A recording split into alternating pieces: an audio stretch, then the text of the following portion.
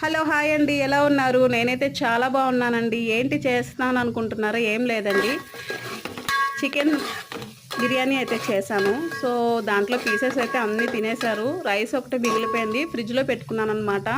Next వేరే ఏమైనా try చేద్దామని, లేకుంటే వేడి చేసి తిందామని పెట్టాను.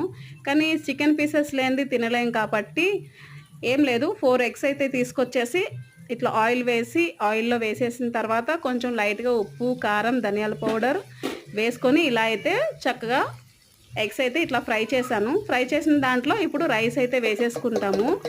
ఎప్పుడు కూడా నేను బగారా రైస్ కానీ, వైట్ రైస్ కానీ, లేకుంటే చికెన్ రైస్ కానీ ఏది మిగిలిపోయినా కానీ ఫ్రిడ్జ్లో పెట్టి నెక్స్ట్ డే నేను ఇలా అయితే చేసేస్తాను. ఎగ్స్ తీసుకొచ్చి రైస్ అయితే అస్సలు వేస్ట్ చేయనండి.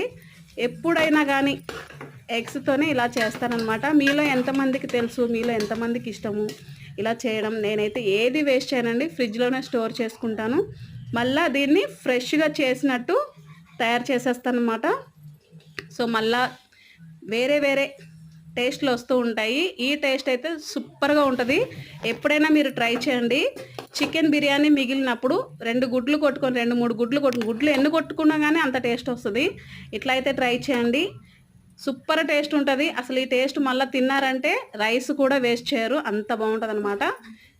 చూసారు కదా నేను ఎలా చేశానో. ఏం లేదండి, 4 గుడ్లు తీసుకొచ్చి కొంచెం ఆయిల్ వేసి గుడ్లు కొట్టేసి ఉప్పు, కారం, ధనియాల పౌడర్, గరం మసాలా వేసేసి కొంచెం ఫ్రై చేసి మిగిలిన చికెన్ బిర్యానీ దీంట్లో వేసేసాను అనమాట. అంతేనండి, చాలా టేస్ట్గా ఉంది.